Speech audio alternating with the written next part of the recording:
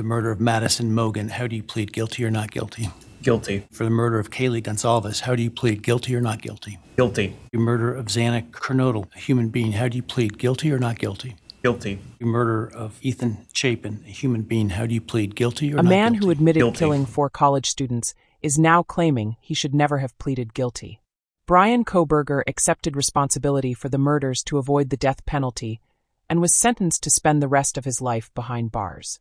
But now he's trying to take that confession back, a decision that could put him on a path where Idaho's firing squad law could once again become relevant if his guilty plea is overturned. He is retried, convicted, and sentenced to death.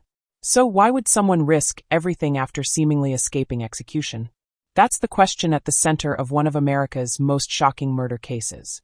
Bryan Kohberger stood in an Idaho courtroom, admitted responsibility for one of the deadliest college murder cases in modern American history, and accepted 4 life sentences to avoid the death penalty.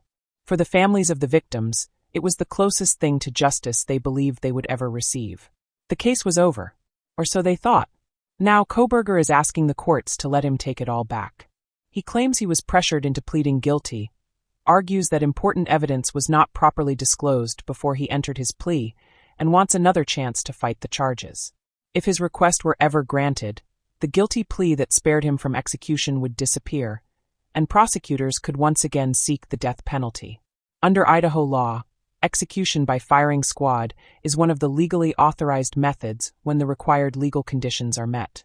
So why would a man who escaped death row risk putting himself back in that position? To answer that question, we have to go back to the beginning. Before we continue, welcome to Case Watch. If you're new here, make sure you subscribe and turn on the notification bell so you never miss our in-depth true crime investigations. Now let's begin.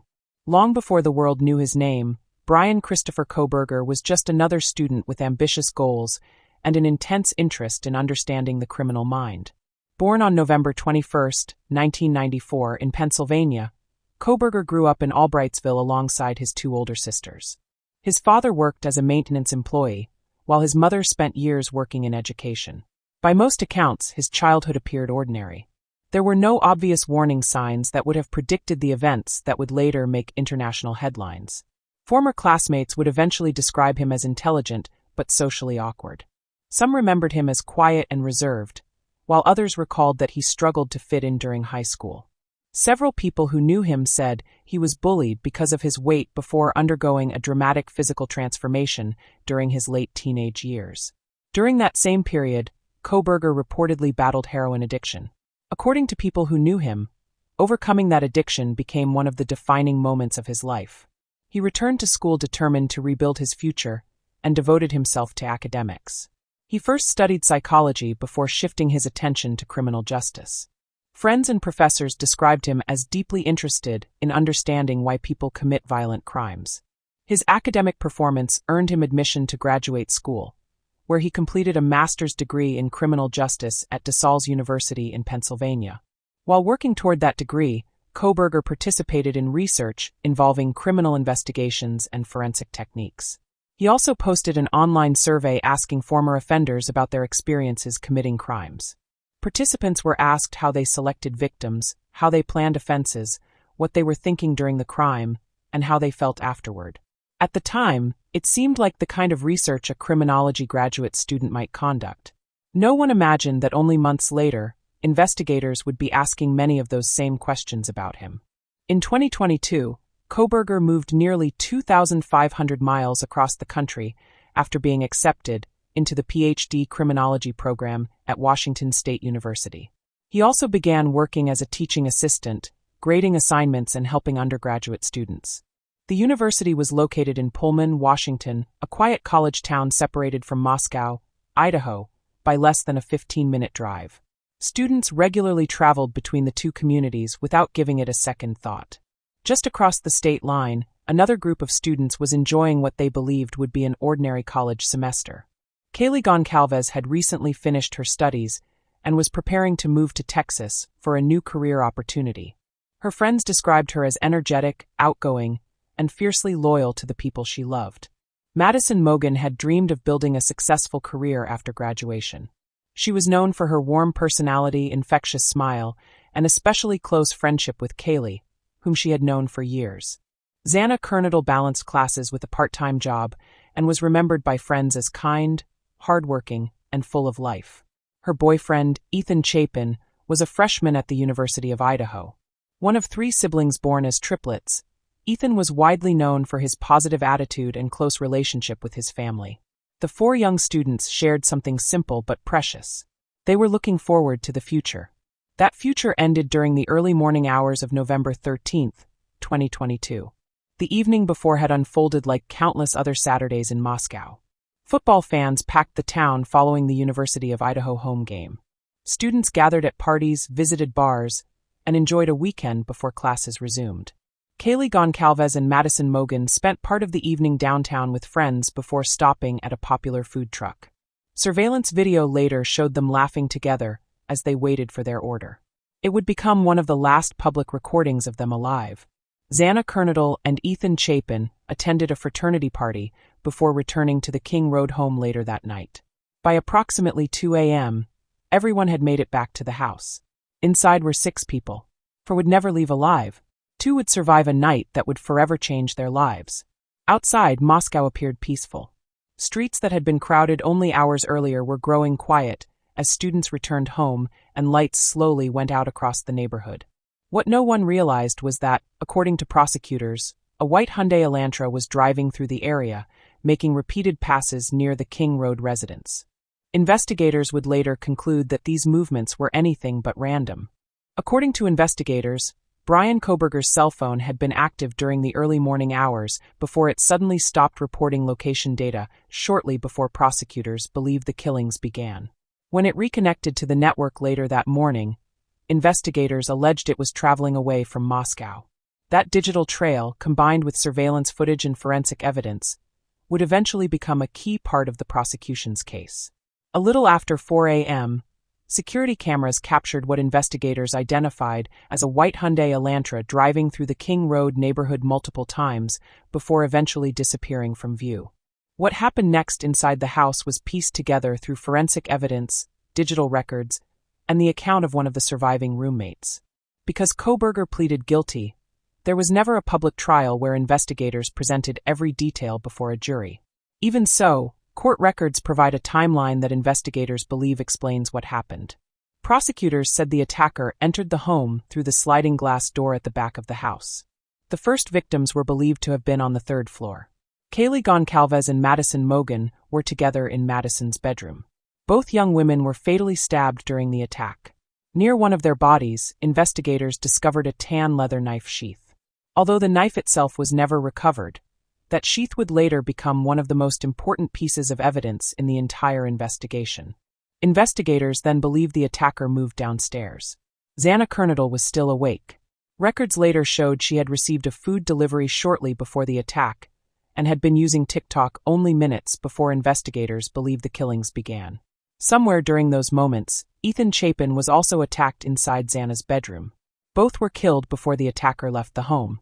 One of the surviving roommates later gave investigators an account that would become one of the most haunting pieces of evidence in the case. She told police she had been awakened several times during the night by noises coming from inside the house. At first, she thought she heard someone playing with Kaylee's dog.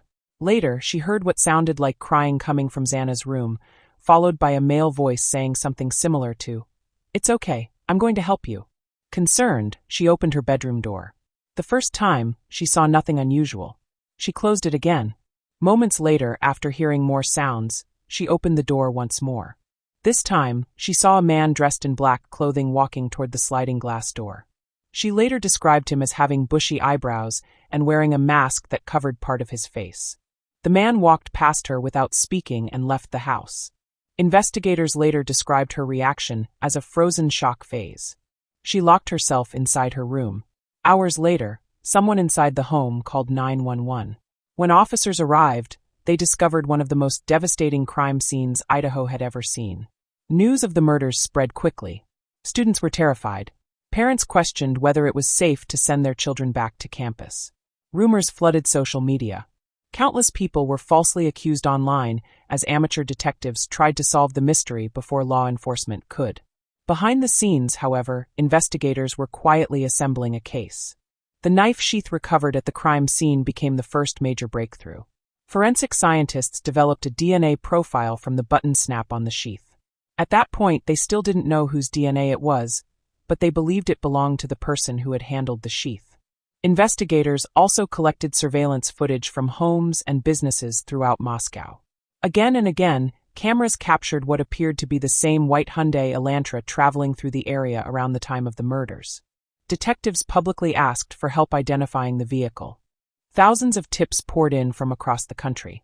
At the same time, investigators analyzed cell phone records. According to court filings, a phone later linked to Bryan Kohberger had traveled near the King Road neighborhood multiple times before the murders. Prosecutors argued that those trips suggested the area had been visited repeatedly in the months leading up to the attack. The defense disputed aspects of those interpretations, but the evidence became one of several pieces supporting the prosecution's case. The investigation took another major turn when police identified a white Hyundai Elantra registered to Bryan Kohberger, who lived just across the state line in Pullman. Then came the DNA. Using investigative genetic genealogy, detectives compared the unknown DNA profile from the knife sheath with DNA obtained from trash collected outside Kohberger's parents' home in Pennsylvania. Investigators concluded the DNA was consistent with belonging to a close family member. After Kohberger was arrested, authorities said a direct DNA sample matched the DNA recovered from the sheath. On December 30, 2022, a tactical team arrested Bryan Kohberger at his parents' home before sunrise. The news stunned the nation. Many people couldn't understand how a criminology PhD student studying criminal behavior had become the prime suspect in one of the country's most notorious murder cases. As the legal process unfolded, prosecutors announced they intended to seek the death penalty if Kohberger was convicted. Over the next 2 years, both sides fought over nearly every aspect of the case. Defense attorneys challenged DNA evidence, cell phone analysis, witness testimony, and search warrants. Prosecutors maintained that the combined weight of the evidence overwhelmingly pointed to Kohberger.